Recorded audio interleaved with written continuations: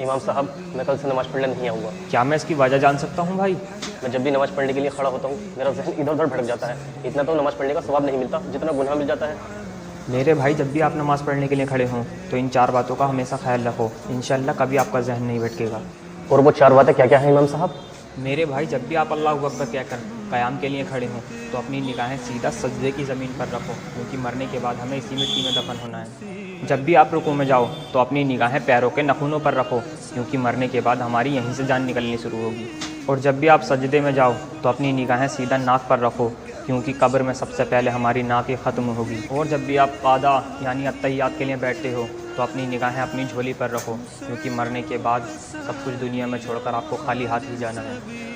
اور اگر آپ ان باتوں پر عمل کرو گے تو انشاءاللہ نہ آپ کا ذہن ادھر ادھر بھٹکے گا بلکہ نماز میں بھی دل لگے گا۔ انشاءاللہ امام صاحب میں ان باتوں پر عمل کروں گا۔